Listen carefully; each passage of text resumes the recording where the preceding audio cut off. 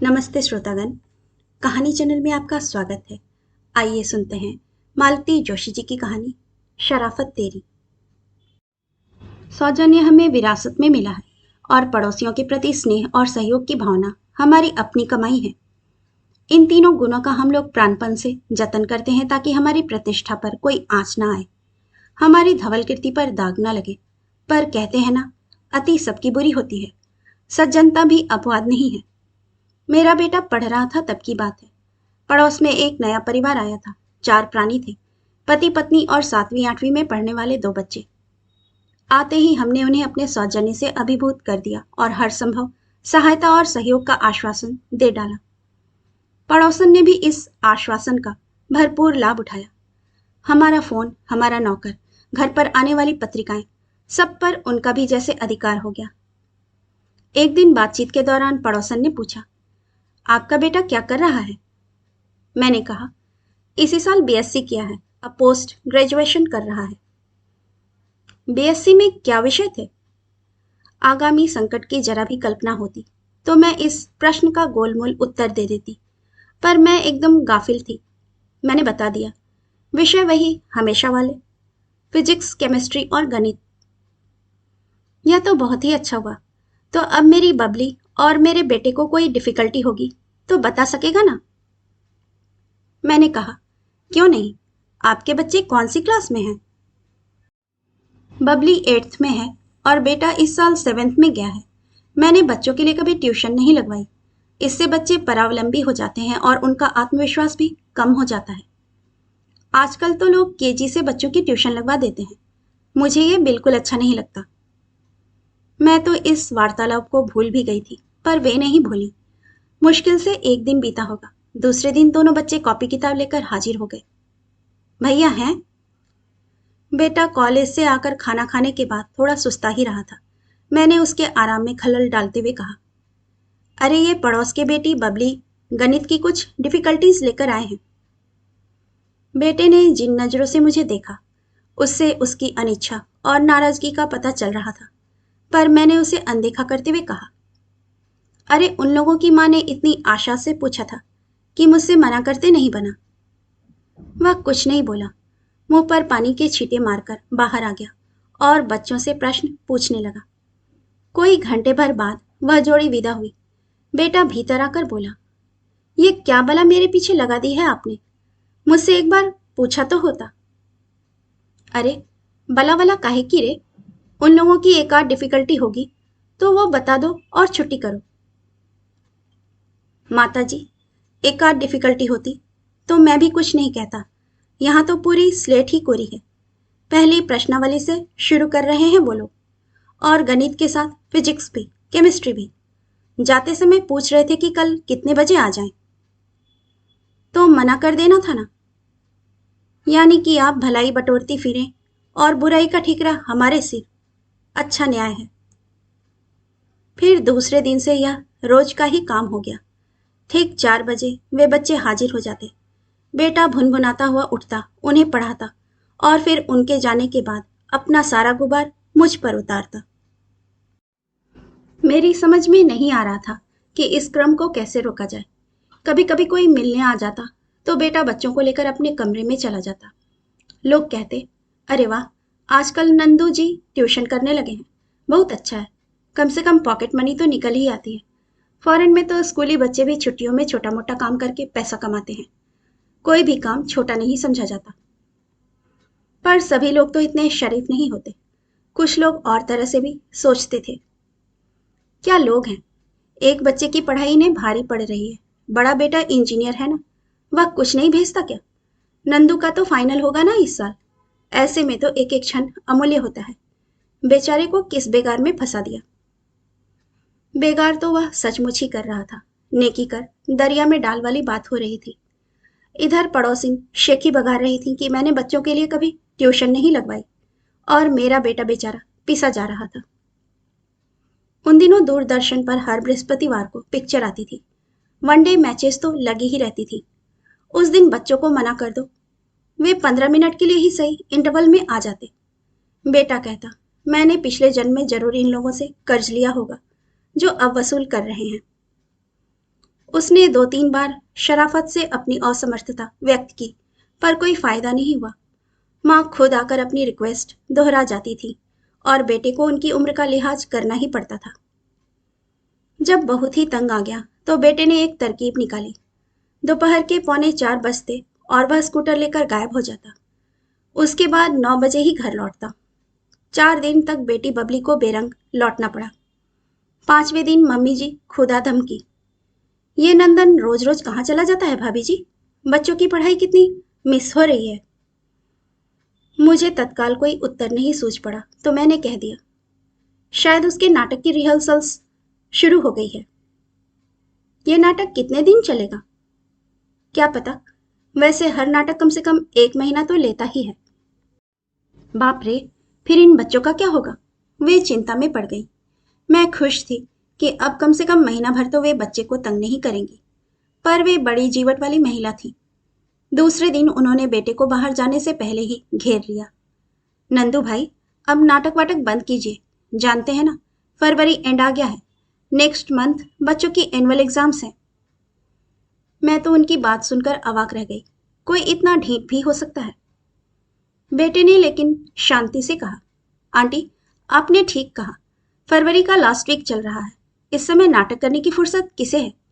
मेरी भी परीक्षा एकदम सिर पर आ गई है। घर पर पढ़ाई नहीं होती, बहुत डिस्टरबेंस होता है, इसलिए दोस्त के रूम पर जाकर पढ़ता हूँ। लेकिन फिर इन बच्चों का क्या होगा? मैं तो तुम्हारे भरोसे निश्चिंत बैठी थी।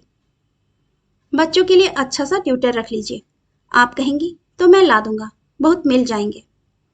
कहते हुए उसने स्कूटर पर किक मारी और देखते देखते आंखों से ओझल हो गया। पड़ोसिन का चेहरा उस समय देखने लायक हो रहा था। एक बहुत पुराना किस्सा याद आ रहा है। मेरे अपने बच्चे भी उस समय छोटे ही थे। एक सहयोगी मित्र की शादी में दिल्ली जाना पड़ा। एक तो दिल्ली की शादी, दूसरे दूल्हे के अतिरिक्त परिवार में और किसी से परिचय नहीं था, इसलिए बच्चों को ले जाते संकोच हो रहा था। पता नहीं कैसी व्यवस्था हो, कैसी भी असुविधा हो, हम तो झेल लेंगे, पर बच्चे बेचारे परेशान हो जाएंगे। हम लोग पशुपेश में ही थे कि मेरी भतीजी ने हमें उबार लिया। वह स्थानीय मिडिल स्कूल में अध्यापिका थी और हमारे पास ही रहती थी। उसने हमें आश्वस्त किया कि आप लोग निश्चिंत होकर जाइए, मैं दादी को भी देख लूंगी और बच्चों को भी संभाल लूंगी। उन दिनों हम लोग गांधी सागर परियोजना में थे। हर 25-30 किलोमीटर पर परियोजना की कॉलोनियां हुआ करती थी। दूसरी एक कॉलोनी में रहने वाले एक और सहयोगी सपरिवार इस शादी में हमारे साथ ही जाने वाले थे। ठीक समय पर वे लोग पहुंच गए। चाय नाश्ता हुआ और जब हम लोग चलने लगे तो मित्र की पत्नी ने पूछा, और आपके बच्चे? मैंने कहा, बच्चों को नहीं ले जा रही हूं, घर पर उनकी दादी हैं, दीदी हैं, वे संभाल लेंगी। अरे, तो मैं अपने बच्चों को क्यों ले जा रही हूं? वे तो बोर हो जाएंगे, उन्होंने कहा और कहकर ही नहीं रुकी।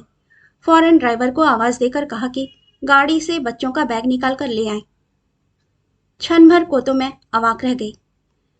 फिर मैंने कहा भी कि आप ये क्या कर रही हैं?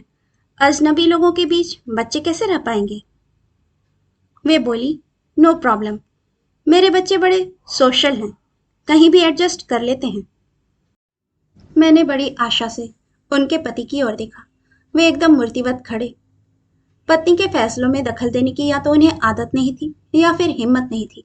मैंने अपने पति की ओर देखा। वे बार बार घड़ी देख रहे थे। गाड़ी का समय हो चला था। मैंने असहाय भाव से आशा की ओर देखा। वह बोली, काकी आप चिंता मत कीजिए, मैं सब संभाल लूंगी। बहस के लिए समय ही नहीं था। बेमन से ही मैं गाड़ी में जा बैठी। पूरे समय मन घर में ही लगा रहा। बच्चों को पहली बार छोड़ा था, पर मुझे अपने बच्चों से भी ज्यादा उनके बच्चों की चिंता हो रही थी। नई जगह में नए लोगों के बीच बेचारे कैसे रह पाएंगे? मम्मी की याद में रोएंगे तो नहीं? कहीं खाना पीना तो नहीं छोड़ देंगे? मेरे बच्चे उन्हें तंग तो नहीं करेंगे? आशा चारों को ठीक से संभाल तो लेगी ना? मेरी चिंताओं का अंत नहीं था और उन बच्चों के माता पिता एकदम शांत और अविचलित थे। पिता तो खैर स्थित प्रज्ञ थे ही। माता रानी भी एकदम फिकर नॉट निकली। 4 दिन में उन्होंने एक बार भी बच्चों का जिक्र नहीं किया। हम लोग साथ ही लौटे। बच्चों को लेने के लिए वे स्टेशन से हमारे घर आए। मैंने चाय का आग्रह किया तो मैडम बोली, नहीं, बहुत थक गए हैं, घर चलकर इकट्ठा ही आराम करेंगे, आप तो बच्चों को बुलवा दीजिए। बच्चे तो राह ही देख रहे थे, फौरन दौड़े चले आए। उनका सामान भी रखवा दिया गया। बच्चे फौरन माँ से लिपट गए। वहीं से उन्होंने मेरे बच्चों को, दीदी को बाय बाय किया। मुझे लगा मैडम एक बार तो गाड़ी से उतरकर आशा को धन्यवाद देंगी, एक बार तो पूछेंगे कि बच्चों ने तंग तो नहीं किया, पर वे तो गाड़ी में ही बैठे बैठे हाथ हिलाकर चली गईं। मुझे बहुत बुरा लगा और शर्म भी आई। हमारी शराफत का खामियाजा बेचारी लड़की को भुगतना पड़ा, जिसके लिए उसे धन्यवाद के दो शब्द भी नसीब नहीं हुए। 40 साल बाद भी हमारी आंगनबाड़ी परंपरा समाप्त नहीं हुई है। अब तो बच्चे भी बच्चे वाले हो गए हैं, पर ढर्रा वही है। अब बहुरानी उस परंपरा को चला रही हैं। बहुरानी की एक सहेली, सहेली की एक मौसेरी बहन, जो किसी नर्सिंग होम में काम करती थी। बच्चे सुबह स्कूल जाते थे, दोपहर में डे केयर सेंटर में रहते थे, जो 6 बजे तक खुला रहता था। समस्या 6 बजे के बाद ही शुरू होती थी, क्योंकि बच्चों की माँ को लौटने में अक्सर 8 बज जाते थे। सेंटर वाले इतनी देर तक बच्चों को रखने के लिए तैयार नहीं थे। दुर्भाग्य से वह डे केयर सेंटर हमारे घर के आसपास ही था, तो तय हुआ कि 6 बजे के बाद बच्चे हमारे घर पर रहेंगे। हमारी बेबी सिटिंग शुरू हो गई और उसके परिणाम शीघ्र ही सामने आने लगे। बच्चे शुरू के 2-4 दिन तो सहमे सहमे रहे, पर हमारे सौजन्य के कारण उनका यह संकोच शीघ्र ही दूर हो गया। वे इस घर को अपना ही घर समझने लगे। फिर तो रेडियो, टीवी, फ्रिज, टेबल के ड्रॉवर्स, पुस्तकों की अलमारी, टॉर्च, हर चीज खोलने की जैसे उन्हें आजादी मिल गई। ड्राइंग रूम में लगा कृत्रिम फव्वारा भी उनसे अछूता ना रहा। 4 बच्चे, खासकर लड़के एक साथ हों तो घर को कुरुक्षेत्र बनने में कितनी देर लगती है। उस पर सितम यह कि आप दूसरे के बच्चों को डांट भी नहीं सकते। सारे किए कराए पर पानी फिर जाता, लिहाजा अपने ही बच्चे डांट खाते रहते और मुंह फुला लेते। शाम का समय बच्चों के खाने पीने का भी होता है और पढ़ाई का भी। अब सभी में व्यवधान पड़ने लगा। खाना पीना तो खैर सबका साथ हो जाता था, पर वे बच्चे न पढ़ते थे न पढ़ने देते थे। उनका सारा ध्यान माँ की ओर ही लगा होता था और यह स्वाभाविक भी था। बेचारे सुबह 7 बजे से घर से निकले होते थे। उनकी माँ कभी 8, कभी 8:30 तक आ पाती थी। हमारे भरोसे वे एकदम ही बेफिक्र हो गई थी। जब तक वे बच्चे विदा होते, घर के बच्चों की आंखें झपकने लगती थी। पढ़ाई लिखाई सब धरी रह जाती थी। 4 महीने में ही हम आजीज आ गए। एक बार हम लोगों को हफ्ते भर के लिए कहीं जाना था। हमने बच्चों की माँ से कहा कि बच्चों का कहीं अन्यत्र प्रबंध कर लें। उन्होंने छूटते ही पूछा, घर क्या एकदम ही बंद करके जाएंगी? प्रश्न इतना अप्रत्याशित था कि मुझसे झूठ बोलते ही नहीं बना। मैंने कहा, वैसे राम आश्रय रहेगा यहाँ, उसके लिए किचन और हॉल तो खुला रखना ही पड़ेगा। फिर तो कोई प्रॉब्लम ही नहीं है, उन्होंने कहा और निश्चिंत हो गई।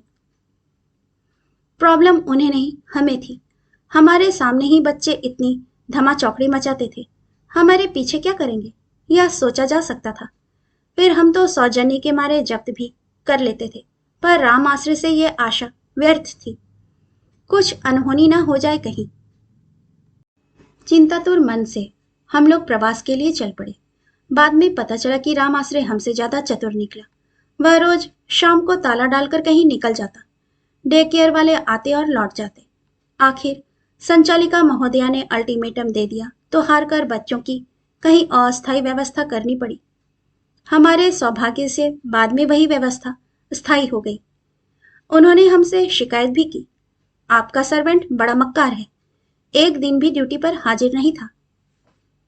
यह शायद सच भी रहा हो, पर हम राम आश्रय के इतने एहसानमंद थे कि उसके 100 गुना माफ कर सकते थे। डे केयर सेंटर की संचालिका भी शायद हम लोगों के सौजन्य से प्रभावित हो गई थी। एक शाम 2 बच्चों को लेकर हमारे पास आई, बोली, इन लोगों के पेरेंट्स आज कहीं बिजी हो गए हैं, देर से आएंगे। मुझे भी आज कहीं जरूरी जाना पड़ रहा है, तो बच्चों को यहाँ छोड़ जाती हूँ। उन लोगों को आपका नंबर और पता दे दिया है, वे आकर ले जाएंगे। हम लोगों को बच्चों पर बड़ी दया हो आई। बेचारे सुबह से घर से निकले होंगे, स्कूल से सीधे डे केयर गए होंगे, दोपहर का टिफिन सेंटर में ही खाया होगा। बेचारे शाम को बेसब्री से मम्मी पापा की राह देख रहे होंगे कि उनके लेट होने की खबर आ गई। बच्चे कितना निराश हो गए होंगे। हमने उनका जी बहलाने की भरसक कोशिश की, कोल्ड ड्रिंक्स पिलाया, स्नैक्स ऑफर किए, टीवी पर कार्टून लगा कर दिया, पढ़ने के लिए कहानियों की किताबें दी। लड़की छोटी थी, जल्दी हिल मिल गई, पर लड़का पूरे वक्त गुमसुम बैठा रहा। वह बड़ा था, इसीलिए शायद उसे संकोच भी हो रहा था। 7 बजे बेटा बहू मार्केट के लिए निकले तो बोले, अगर इन लोगों को घर ठीक से पता हो तो हम छोड़ देते हैं। क्या पता वे लोग घर लौटे भी हैं या नहीं, फोन करके देख लो। फोन लगाया तो नो रिप्लाई होता रहा। वे लोग मार्केट चले गए, 9 बजे तक लौट कर भी आ गए। तब तक भी बच्चों के माता पिता का पता नहीं था। वे लोग 9:30 बजे पधारे। बिटिया तो देखते ही माँ से लिपट गई और ठुनकने लगी, इतनी देर क्यों लगा दी? क्या करें बेटा, पापा को काम आ गया था, वे अभी तो लौटे हैं। बेटे ने कोई शिकायत नहीं की, मुंह फुलाकर गाड़ी में जाकर बैठ गया। मैंने कहा, बच्चे बहुत अनईजी फील कर रहे थे। बेटे ने कहा भी कि हम छोड़ आते हैं, पर आपका फोन नो रिप्लाई हो रहा था।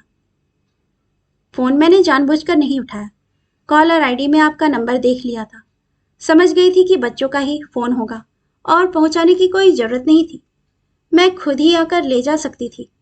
हम लोग यहाँ पास ही रहते हैं, शाहपुरा में। पर वो क्या हुआ कि इनकी आज एक मीटिंग निकल आई। बोले आने में देर होगी, तो मैंने सोचा मैं भी अपना एक प्रोजेक्ट निपटा लूं। बहुत दिनों से पड़ा था, बच्चे घर में होते हैं तो कुछ काम नहीं हो पाता। सुनकर मैं तो दंग रह गई। कैरियर के प्रति इतना समर्पण की उसके सामने बच्चों की ममता भी छोटी पड़ गई। यहाँ तो बच्चों को 15 मिनट भी देर हो जाती है तो हम दोनों सास बहू गेट पर जाकर खड़ी हो जाती हैं। बहू तो बस के प्रोपराइटर को फोन लगाना शुरू कर देती है। लगता है हम लोग एक सदी पीछे चल रहे हैं। लोग हमारी भलमनसाहत का कैसा और कितना फायदा उठाते हैं, यह वाकई देखने लायक है। एक बार ग्वालियर से हम दोनों लौट रहे थे। ट्रेन एकदम चलने को थी कि एक परिचित अपने भांजे को हमारे साथ नत्थी कर गए। बोले, आप चिंता मत कीजिए, मैंने फोन कर दिया है, वे लोग स्टेशन पर आ जाएंगे। हम तो सोचकर चले थे कि यात्रा निर्विघ्न संपन्न होगी, पर वह सफर बेहद परेशानी भरा रहा। हम लोग 1 मिनट चैन से नहीं बैठ सके। मैंने कोई 3-4 पत्रिकाएं खरीद ली थी, पर एक अक्षर नहीं पढ़ पाई। एक झपकी तक लेना दुश्वार हो गया, और समस्या वही पुरानी कि दूसरों के बच्चों को आप डांट भी नहीं सकते। बच्चों की शैतानियां कभी कभी सचमुच बर्दाश्त के बाहर हो जाती है, पर कभी कभी बेजान वस्तुएं भी परेशान कर डालती हैं। एक बार बेंगलोर से भोपाल आते समय एक सज्जन ने अपना ट्रेडमिल मेरे साथ कर दिया। पैक किया हुआ था, फिर भी जगह तो घेर ही रहा था। एसी 2 टायर की ऊपरी बर्थ पर मैं रात भर उसकी बगल में एक करवट लेटी रही। इतनी लंबी यात्रा में कम से कम 3 बार तो टीटी बदले होंगे। हर नया टीटी मुझ पर सवालों की बौछार करता। उत्तर देते देते मैं तंग आ गई थी। गनीमत थी कि बात सवालों तक ही आकर रुक जाती थी। अगर वे उसे खोलकर दिखाने को कहते तो मेरी शामत आ जाती। भोपाल स्टेशन पर उतरने के बाद उस भारी भरकम चीज को देखकर कुलियों ने जो हंगामा किया, वह एक अलग किस्सा है। एक बार ग्वालियर से इंदौर आते हुए एक सज्जन ने राब की मटकी थमा दी थी। उनके घर गन्ने की खेती होती थी और उनके इंदौर वाले समधी जी को राब बहुत पसंद थी। हमें यह बिल्कुल पता नहीं था कि राब की मटकी का आकार बिना पेंदे के लोटे जैसा होता है। हमने झोला इत्मीनान से सीट के नीचे रख दिया। बस के पहले ही धचके में मटकी लुढ़क गई और दरमुकाम करते हुए पिछली सीट तक पहुंच गई। अपनी इस यात्रा में उसने भरपूर रस वर्षा की। लोगों का सामान, जूते सब सन गए। बहुत शोर मचा। अब नुकसान तो हो ही चुका था, तो हमने भी चुप्पी साध ली। बल्कि बाकी लोगों के साथ मिलकर हमने भी मटकी के मालिक को खूब कोसा और अपनी भड़ास निकाल ली। ऐसा ही एक किस्सा अचार की बरनी का भी है, वह फिर कभी। अब एक और किस्सा सुनिए, जहां हमारी शराफत ने हमें बुरी तरह फंसा दिया था। रविवार था, पति टूर पर और बेटा प्लेग्राउंड पर था। छुट्टी होते हुए भी महरी जल्दी काम निपटा गई थी। शाम तक अब मेरे आराम में खलल डालने वाला कोई ना था। ऐसा मौका बड़ी मुश्किल से मिलता है। मैंने गुनगुनाते हुए बाहर का दरवाजा बंद किया और अपनी प्रिय पत्रिका लेकर पलंग पर लेट गई। शुरुआती उमस के बाद पंखे की हवा ने धीरे धीरे दुलराना शुरू किया और मेरी कब आंख लग गई मुझे पता ही नहीं चला। पर मेरे दुश्मनों को पता चल गया था। दरवाजे की घंटी अपनी पूरी कर्कशता के साथ बजी। मैं हड़बड़ाकर उठी। अलसाई आंखों से मैंने घड़ी देखी। 2:30 बज रहा था। इस समय कौन आ गया? बेटा तो 5 बजे की कहकर गया था। इस तरह बेवक्त आने वाले को मन ही मन कोसते हुए मैंने दरवाजा खोला। बाहर एक बुजुर्गवार खड़े थे। बोले, ये आपके बगल वाले मजूमदार साहब कहीं बाहर गए हैं क्या? पता नहीं, शायद होशंगाबाद अपने घर गए हों। छुट्टी के दिन अक्सर चले जाते हैं। आज उनकी महरी और दूध वाला भी ताला देखकर लौट गए हैं, तो शायद बाहर ही गए होंगे। उन्हें शायद मेरा पत्र नहीं मिला। वे चिंता में डूब गए। एक फोन कर सकता हूँ? मना करने का सवाल ही नहीं था। वैसे भी मेरा घर पीसीओ से कम नहीं था। कॉलोनी भर में यही एक फोन था और मोबाइल फोन का तब तक चलन नहीं हुआ था। आइए, मैंने उन्हें सादर आमंत्रित किया और उन्हें फोन तक पहुंचा दिया। वे नंबर डायल कर रहे थे तो मैं भीतर चली गई। वहां खड़े होकर उनकी बातें सुनना अशोभन लगता, इसलिए मैं देर तक अंदर खड़ी रही। उनकी बात समाप्त होने पर लौटी। लौटते समय मेरे हाथ में ट्रे और ट्रे में पानी का ग्लास था। थैंक्स कहते हुए उन्होंने ग्लास उठा लिया और ग्लास लिए लिए ही दरवाजे तक चले गए और आवाज दी, अरे, तुम लोगों को पानी वानी पीना है क्या? उनके पीछे पीछे मैं भी बाहर तक गई। देखा, बगल वाले घर के सामने 3 लोग खड़े थे। एक अधेड़ महिला, एक युवक और एक युवती। मेरा सौजन्य एकदम उफान पर आ गया। मैंने कहा, भीतर आइए ना, बाहर धूप में क्यों खड़े हैं? वे जैसे इस निमंत्रण की प्रतीक्षा ही कर रहे थे। लपक कर तीनों घर में आ गए। मैं जब तक सबके लिए पानी लेकर आई, सब लोग अस्थानापन्न हो चुके थे। फिर बुजुर्गवार ने परिचय करवाया। ये मेरी मिसेज है, ये बेटा आर्मी में कैप्टन है और ये बेटी अंग्रेजी में एमए कर रही है। इस परिचय में ना उन्होंने अपना नाम बताया ना बच्चों का। नाम पूछने के लिए मैं मुनासिब शब्द टटोल रही थी कि उनकी पत्नी ने डपट कर पूछा, फोन किया? हाँ किया ना, उन्होंने घिघियाकर कहा। फिर मुझसे मुखातिब होकर बोले, बेबी के लिए एक लड़का देखा है, BHEL में इंजीनियर है, उसी के लिए आए थे। पर वहां शायद रविवार की छुट्टी नहीं होती, सोमवार की होती है। बाप बेटे दोनों काम पर गए हैं। मैडम बोली, कल आइए। No no, not possible papa, I have to leave tomorrow, बेटे ने कहा। तुम्हारा रिजर्वेशन मालवा से है ना?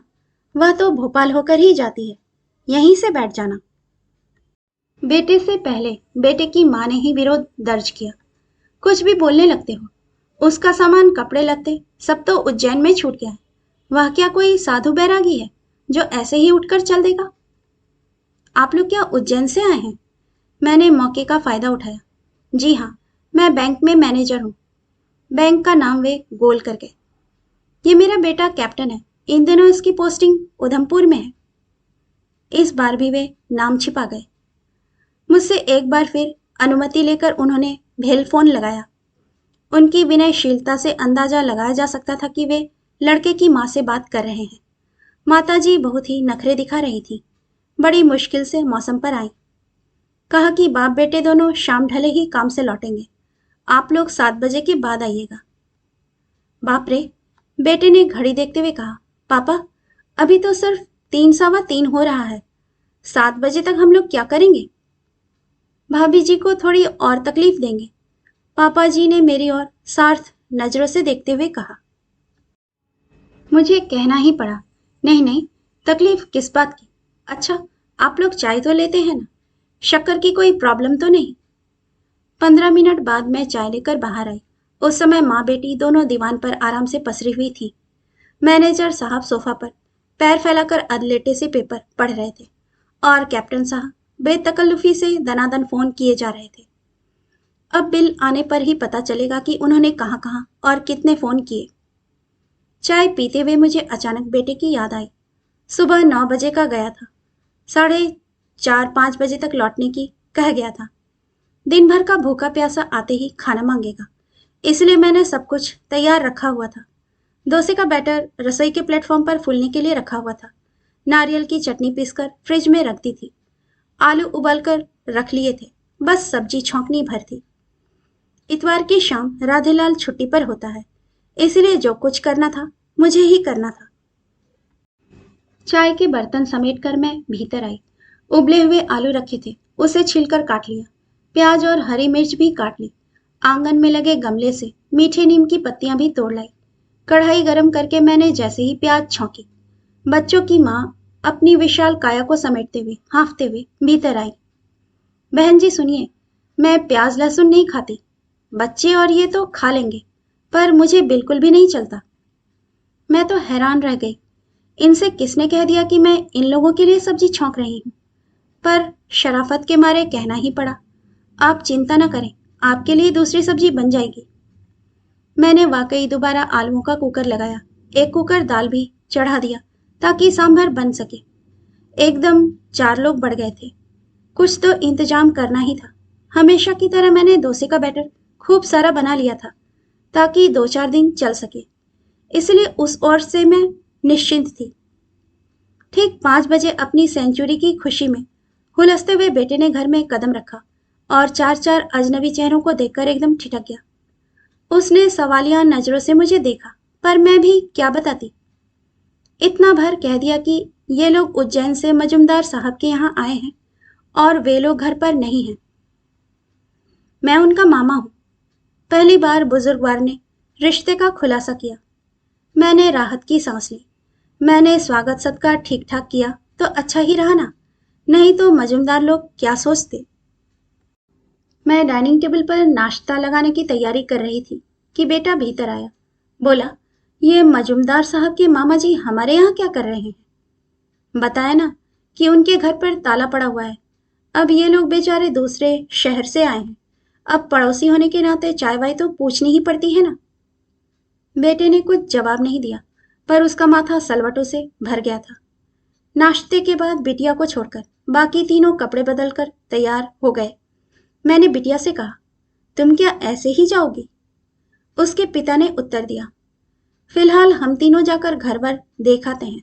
पसंद आ गया तो कल इसे ले जाएंगे, नहीं तो खाना खाकर रात की ट्रेन से निकल जाएंगे।